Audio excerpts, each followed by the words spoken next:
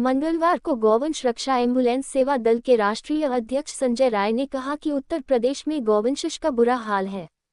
उन्होंने कहा, उत्तर प्रदेश के मुख्यमंत्री योगी आदित्यनाथ की सबसे बेहतर योजनाओं में शामिल गौ संवर्धन और सुरक्षा योजना 2017 से प्रदेश में क्रियाशील है, जिसको सन 2021 में एक कदम और आगे बढ़ाते हुए जिसमें अब तक गायों के लिए चलाई जा रही योजनाओं के अलावा उनके लिए एम्बुलेंस सेवा भी शुरू की गई थी। परंतु 3 साल बीत जाने के बाद गौवंश रक्षा एम्बुलेंस सेवा सरकारी मातहतों के चलते सफेद हाथी साबित हो रहे। महत्वाकांक्षी योजना उत्तर प्रदेश में बीमार गायों के इलाज के लिए 24 घंटे एम्बुलेंस सेवा मौजूद रहने के उद्देश्य से शुरू की गई, जो प्रदेश के भ्रष्ट अधिकारियों की भेंट चढ़ गई। सन 2021 में योगी सरकार ने गायों को तुरंत चिकित्सीय सेवा उपलब्ध कराने के लिए अभिनव एम्बुलेंस सेवा शुरू करने का फैसला किया था। इस एम्बुलेंस में पशु चिकित्सक और पशु चिकित्सा स्टाफ के 2 सदस्य मौजूद रहेंगे। उन्होंने बताया कि राज्यव्यापी सेवा को शुरू करने के लिए 515 एम्बुलेंस तैयार कर ली गई थी, जिनकी सेवा 24 घंटे उपलब्ध रहेगी। इसके लिए लखनऊ में कॉल सेंटर की भी व्यवस्था थी।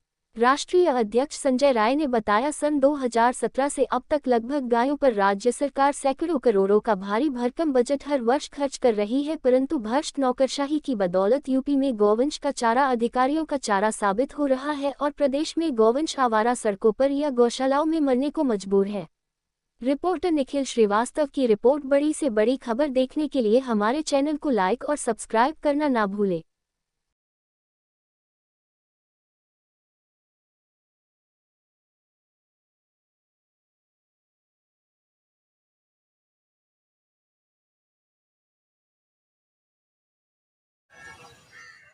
अपना और अपने संस्थान का परिचय देते बताइए कि सरकार जो आजकल गौशालाओं पे अंशदान दे रही है, उसका सदुपयोग तो हो नहीं पा रहा है, ऐसा आखिर क्यों? मैं संजय राय, राष्ट्रीय अध्यक्ष गौवंश रक्षा एम्बुलेंस सेवा दल। बात आती है सरकार की। सरकार पूरी योजना चला रही है, लोगों को लाभ मिल रहा है। तमाम योजनाएं दे करके लोगों चाहते हैं सरकार की ये रुके, लेकिन लोगों तक पहुंच नहीं पा रहा है। उसके कारण है अज्ञानता, लोगों में जानकारी नहीं है। और आज हम बात करते जो गौप्रेमी हैं, आज रोड पे गाय चल रही हैं, आ रही हैं, तो हम गौप्रेमी का दायित्व होता है कि गाड़ी रोक के उनको हटा सकते हैं, दुर्घटना से बच सकती है। इसके बाद बात आती है गौशाला की। गौशाला में पैसा सरकार दे रही है, हम जागरूक नहीं हैं, हम नहीं जाके हमें भी देखना चाहिए गाय को पैसा आ रहा है तो क्या हो रहा है। कम से कम हर आदमी को ये दायित्व होना चाहिए, जाके देखे। देखो कोई नहीं निर्वहन करता है, इसलिए हमने योजना बना रखी है। हमने प्रस्ताव दिया सरकार को कि जो गौपालक गाय छोड़ते हैं उन पर 5,000 का जुर्माना लगे, कि लोगों में ताकि डर पैदा हो। जब 5,000 जुर्माना देंगे तभी जाके उनको डर पैदा होगा। ऐसे कि योगी जी की बहुत महत्वाकांक्षी योजना रही है शुरुआत से, जब से भाजपा सरकार गठन हुआ यूपी में, मगर फिर भी जो है ये गौशाला जो है उसमें जो है आए दिन जो है गायों की मौत हो रही है। तो ऐसे में आप क्या सुझाव देना चाहेंगे सरकार को कि किस बिंदु पे कार्य करे ताकि उनकी हत्याएं रुके? इसके लिए हम सरकार को सुझाव दिए भी हैं, दे भी रहे हैं कि ऐसे में मॉनिटरिंग हमारा होना चाहिए, हमारी संस्था को होना चाहिए कि जाके हम लोग देखें वहाँ किस तरह गाय पाल रहे लोग।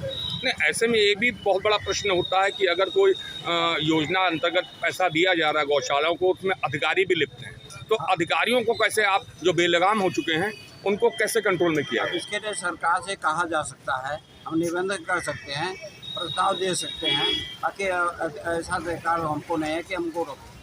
किसान भी बहुत बड़ा मुद्दा है उत्तर प्रदेश की सरकार बनाने में। आजकल किसान भी बहुत परेशान हैं गायों को लेके, और आवारा पशु जो हैं आजकल गांव भी और शहर में भी आराम से घूम रहे हैं, और सब लोग मतलब वहाँ जहाँ फसलें वहाँ ख़राब हो रही, वहाँ पर यहाँ शहरों में बच्चे तक बुजुर्ग तक चोटिल होने की घटनाएं होती हैं। तो इस संदर्भ में कोई योजना है? बिल्कुल बताना, जैसे आप जानते हैं कि गाय को पालने वाले हम हैं, छोड़ने वाले हम हैं। सरकार तो नहीं छोड़ रही है, न सरकार पाली है। हम लोग का दायित्व होता है कि हम लोग गाय न छोड़ें।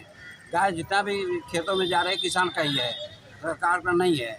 और यहाँ जो शहर में गाय पाल रहे हैं लोग, रोड पे छोड़ देते हैं, दोषी हम हैं, वो सरकार नहीं है।